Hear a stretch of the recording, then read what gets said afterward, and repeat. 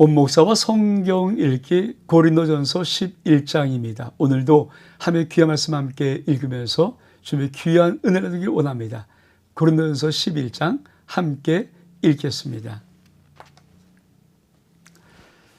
내가 그리스도를 본받는 자 된 것 같이 너희는 나를 본받는 자가 되라. 여러분, 참 저 말은 사도 바울이 했던 참 놀라운 말입니다. 사도 바울은 누구를 본받고 있습니까? 예수 그리스도를 본받고 있습니다. 그리고 사도 바울은 누구에게 본받으라고 합니까? 너희는 나를 본받으라고 합니다. 근데 그 사도 바울인 나는 누구를 본받고 있다고요? 예수 그리스도. 여러분, 주의 종이나 또 성도들 가운데 정말 이런 말할 수 있는 사람이 있을까요? 내가 예수 그리스도를 온전히 본받고 있으니 너희는 나를 본받는 자가 되라. 어쩌면 신앙의 참 멋진 한마디라고 저는 생각합니다. 아마 저도 마음에 정말 진정한 소원이 있다면 우리 성도들에게 내가 예수 그리스도를 온전히 본받는 것처럼 여러분은 나를 본받으십시오라고 말하고 싶을 것입니다. 사도 바울의 이 말은 참 놀라운 신앙의 본되는 말인 것은 분명합니다. 그러면서 뭐라고 말합니까? 자, 2절 이하 보니까 여자가 머리를 가리는 것. 너희가 모든 일에 나를 기억하고 또 내가 너희에게 전하여 준 대로 그 전통을 너희가 지킴으로 너희를 칭찬하노라. 그러나 난 너희가 알기를 원하노니 각 남자의 머리는 그리스도요 여자의 머리는 남자요 그리스도의 머리는 하나님이시라.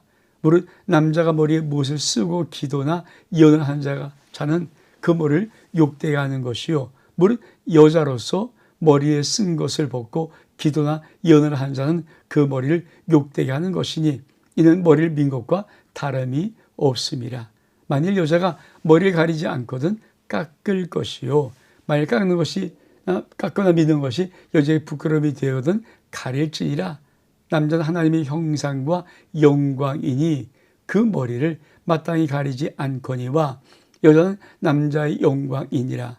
남자가 여자에서 난 것이 아니라 여자가 남자에서 났으며 또 남자가 여자를 위하여 지음을 받지 아니하고 여자가 남자를 위하여 지음을 받은 것이니 그러므로 여자는 천사들로 말미암아 권세 아래에 있는 표를 그 머리 위에 둘지니라. 그러나 주 안에는 남자 없이 여자만 있지 않고 여자 없이 남자만 있지 아니하리라. 참 중요한 것 하나. 이는 여자가 남자에 난 것 같이 남자도 여자로 말미암아 났음이라. 그리고 모든 것은 하나님에게서 났느니라. 너희는 스스로 판단하라. 여자가 머리를 가리지 않고 하나님께 기도한 것이 마땅하냐? 만일 남자에게 긴 머리가 있으면 자기의 부끄러움이 되는 것을 본성이 너희가 가르치지 아니하냐? 만일 여자가 긴 머리가 있으면 자기에게 영광이 되하니 긴 머리는 가리는 것을 대신하여 주셨기 때문이라. 논지 안에 생각을 가진 자는 있을지라도 우리에게나 하나님의 모든 교회는 이런 관례가 없느니라. 이 고린도 전서 11장 이 부분은 사실 고린도 교회 속에 어떤 것이 문제가 됐냐면 예배를 드릴 때 여자가 머리에 수건을 쓰는 것. 이 문제가 사실 고린도 교회 속의 한 문제였습니다. 그러니까 사도 바울은 왜 이것을 쓰는 것이 합당하냐. 사실 기독교는 지금 그런 거를 의식을 행하지 않잖아요.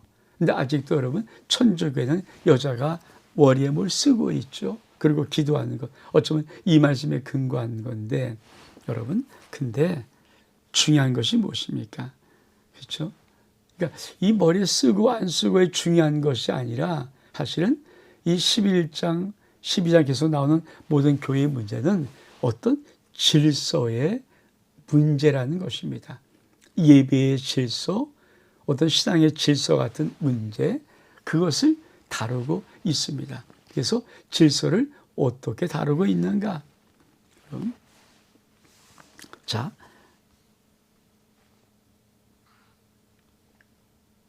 7절에 보니까 남자는 하나님의 형상과 영광이니 그 머리는 마땅히 가리지 않거니와 여자는 남자의 영광이니라. 남자가 여자에서 난 것이 아니요 여자가 남자에게서 났으며 또 남자가 여자로 지음받지 아니하고 여자가 남자로 지음받은 것이니 여자는 천사들로 말미암아 권세 아래 있는 표를 그 머리에 둘지라. 사실 이렇게 말하면 어떤 문제가 생깁니까? 지금 여러분 2024년 이런 시대에 남녀 평등인데 뭐 남자가 뭐 여자보다 위에 이런 얘기를 하는 게 아니잖아요. 여러분 하나님의 창조의 질서, 하나님이 남자와 여자를 만드셨지만 먼저 아담을 만드시고 아담이 독차는 것이 보기가 좋지 않아서 아담을 잠들게 한 후에 그 갈빗대로 여자를 만드시고 하나님의 순결을 불어넣으셔서 남자와 여자를 만드신 거예요. 이게 하나님의 창조의 순서입니다. 그리고 남자는 혼자 있으면 외롭고 이상을 살아갈 수 없어요. 근데 짝을 만나서 아름다운 하나님의 하모니가 되어서 살아가는 것, 그것을 하나님이 창조의 질서로 만들어 놓은 것이죠. 그런 의미에서 보면은 그렇죠. 남자가 먼저 하나님이 창조했으니까 앞설 수 질서상으로 앞설 수 있다. 근데 여기까지 말하면 지금 이 말씀을 해가지고 아마 여자분들이 굉장히 반발할 거 아닙니까? 지금이 어떤 세상인데, 근데 그 다음 말씀. 그렇죠. 그러나 주 안에는 남자 없이 여자만 있지 않고 여자 없이 남자만 있지 않다. 이는 여자가 남자에게서 난 것 같이 남자도 여자에게서 났고 그리고 모든 것은 하나님께로 났다.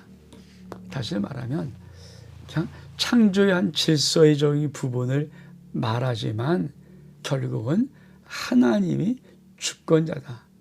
근데 이 문제를 가지고 우리가 그렇죠. 머리에 쓰는 것이 옳으냐 맞냐 따지는 것이 아니야. 왜? 그래서 뭐라고 말합니까? 넌 스스로 판단해라. 여자가 머리 가리지 않고 한 기도한 것은 마땅하냐? 만일 남자가 긴 머리가 있으면 부끄러움. 그 당시 사회, 그죠? 지금도 뭐 긴 머리가 이렇게 일상화되지는 않았잖아요. 그것을 본성이 가르치 않느냐.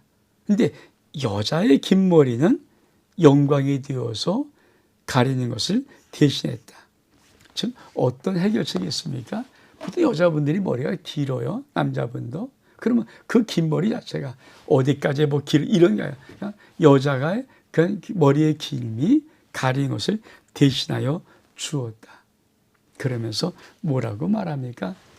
논쟁하려는 생각이 가진 자가 있을지라도 그런 관리가 없다.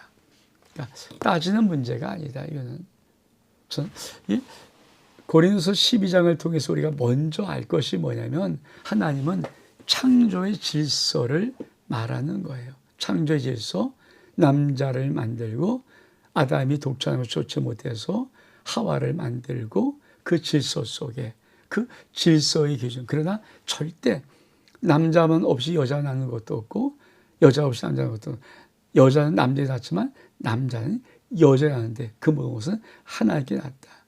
근데 보통 본성적으로 그렇죠. 지금 이 세상이 이렇게 2000년 지난 이렇게 발달된 지금 세대도 남자들은 그렇죠. 여자보다 머리가 일반적으로 짧습니다.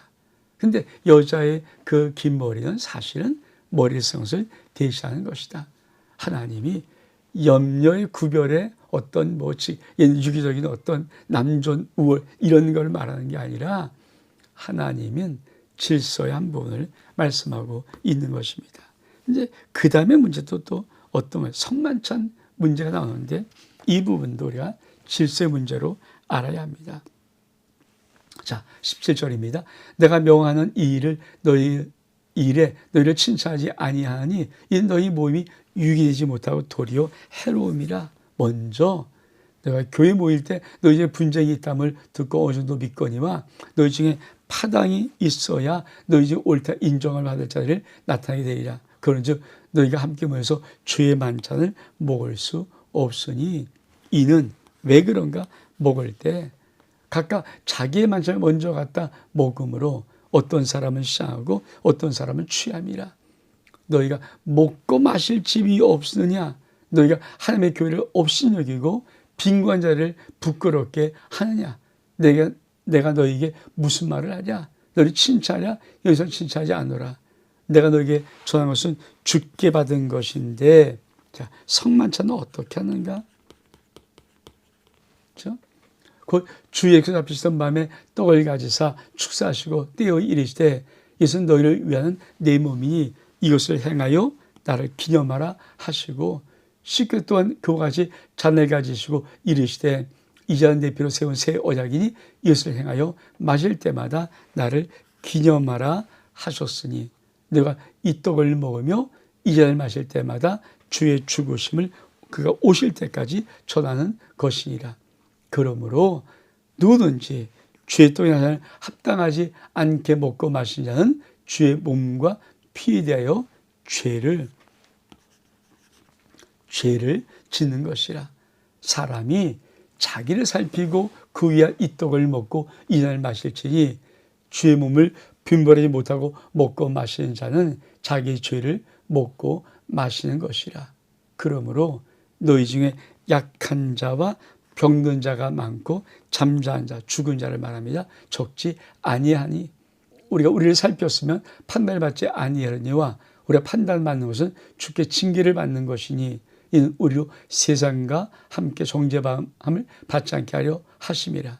그런즉 내 형제들아 먹으러 모일 때는 서로 기다리라. 만일 누군지 시장하거든 집에서 먹을지니 이는 너희 모임이 판단받는 모임이 되지 않게 하려 함이라. 그 밖의 일들은 내가 언제든지 갈 때 바로 잡으리라. 고린도서 11장의 이 또 하반부의 부분은 성만찬의 부분입니다. 그런데 이 성만찬의 첫 번째 부분에 사도 바울은 책망을 시작합니다. 무슨 책망합니까? 자, 너희의 모임, 성만찬 같은 교회에서 식탁 공동체의 모임을 말합니다. 근데 유기되지 못하고 해롭다. 왜 그런가? 너희가 주의 만찬을 먹을 수 없는데 함께. 왜냐하면 먹을 때 각각 자기의 만찬을 먼저 갖다 먹는다. 어떤 사람은 시장하고 어떤 사람은 취함이라. 이 초대교회 식탁 공동체의 의미 중에 하나는 그렇죠? 자기 만찬이라는 이 말을 보면은 그냥 어떤 일반적으로 교회에서 이렇게 준비하는 만찬이 아니라 아마 서로 간에 가지고 와서 먹는 거예요. 근데 이 먹을 때 어떤 문제가 있는가? 많이 없는 사람 혼자 많이 것을 먹고 어떤 사람 먹을 게 없어서 굶고. 그러니까 뭐라고 말합니까? 아니 어떤 각각 자기 만찬을 갖다 먼저 먹는데 어떤 사람은 시장하고 어떤 사람은 취한다. 그래서 뭐라고 말하냐? 사도 바울이 아니 너희가 먹고 마실 집이 없느냐? 왜 너희가 하나님의 교회를 없이 이고 빈자를 부끄럽게 하냐? 그렇죠? 그러니까 사실 초대교회는 아마 매번 모일 때마다 이 성만찬을 많이 했던 것 같아요. 근데 그 만찬이 유익되지 못하면서 교회에 큰 시험거리가 될 수밖에 없습니다. 왜 사람들이 먹고 마시는 문제에서 많이 갖고 온 사람은 많이 먹어버리고 못 갖고 온 사람은 먹지 못하니까 시장하니까. 그 사도 바울이 뭐라고 말할까? 아니 너희가 먹고 마실 집이 없느냐? 왜 그런 문제 가지고 이렇게 하냐? 그러면서 다시 한번 주님의 최후의 만찬인 성만찬에 대해서 올바로 말씀해 주고 있습니다. 그러면서 뭐라고 말합니까? 자, 성만찬은 내가 너에게 전한 것은 주께 받은 것인데 그 주 예수께서 잡히시던 밤에 떡을 가지사 축사하시고 떼어 이르시되 이것은 너희를 위한 내 몸이다. 이것을 행하여 나를 기념하라. 예수 십자가를 기억하라. 식후에 또한 잔을 가지시고 말씀하시되 이 잔은 내 피로 세운 새 언약이니 이것을 행하여 마실 때마다 나를 기념하라 하였으니 내가 이 떡을 먹으며 이 잔을 마실 때마다 주의 죽으심을 그가 오실 때까지 전하는 것이라. 사도 바울이 다시 한번 주의 만찬의 의미가 무엇인가? 주의 만찬의 의미, 떡, 양의 문제가 아니고 잔의 취함의 문제가 아니라 그 떡 하나하나가 뭡니까? 너희를 위한 내 몸이고 우리 주 예수님 몸이고 너희를 위해서 흘리는 바 나의 피고 언약의 피라는 의미를 가지고 있다. 그러니까 우리가 주의 몸된 교회에서 어떤 만찬을 먹을 때 그 떡, 그 잔의 의미는 예수 그리스도의 십자가의 죽으심, 예수 그리스도의 십자가에 피 흘려 주심의 의미를 가지고 있다. 그래서 이 떡과 잔을 마실 때는 합당하게, 그렇죠? 그리고 누구지 주의 떡과 잔을 이 합당이란 말씀입니다. 합당하게 하지 않게 먹고 마신 자는 주의 몸과 피에 대해서 죄를 짓는 것이다. 참 합당이란 단어를 써. 합당하게 먹고 마셔야 된다. 근데 이 성만찬이 지금 고린도 교회 속에서 뭡니까? 이게 이상한 만찬으로 변질되어 버린 거예요. 그러니까 주의 만찬으로 성만찬을 먹는다 하면서 사람이 자기가 갖고 와서 자기 것을 먹고 그래서 교회 속에 차별이 있는 거예요. 많이 먹고 취한 자, 배고프고 시장에 먹지 못하는 자. 성만찬은 그런 게 아니다. 주님이 지금 만찬은 그런 것이 아니다. 떡은 주의 몸이고 우리를 다 찢기시고 버리신 예수의 몸이고 잔은 우리를 위해 흘린 바 언약의 피, 대속의 피값이다. 그래서 우리가 떡을 먹고 잔을 마실 때마다 예수 그리스도 나를 위해 죽으심의 그것을 주님이 오실 때까지 전하는 그 믿음으로 먹어야 한다는 것입니다. 만약에 이렇게 성만찬을 먹지 못하면 어떤 일이 벌어지는가? 이렇게 경고합니다. 자, 주의 몸을 분별하지 못하고 먹고 마시는 자는 죄를 먹고 마시는 것이다. 그래서 약한 자가 있고 병든 자가 있고 많이 잠잔 자도 적지 아니하다.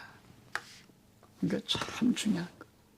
여러분, 주의 성만찬이에요. 그러니까 초대교회의 대부분의 만찬은 이 의미를 갖고 있는데 지금 고린도 교회가 이 주의 만찬을 무질서하게 하면서 교회의 큰 시험거리와 갈등거리로 만든 것입니다. 그래서 뭐라고 말합니까? 그런즉 내 형제라 먹으러 모일 때 서로 기다리라. 그러니까 정말 성만찬 예식을 진짜 행해라. 만약 누구지 시장하거든 집에서 먹고 와라. 이는 너희 모임이 판단하는 모임이지 않게 하려 함이라. 그 밖에는 내가 언제든지 할 때 바로 잡으리라. 그러니까 고린도서 11장은 두 가지, 예배 드릴 때 여자가 머리 못 쓰는 문제, 질서의 문제입니다.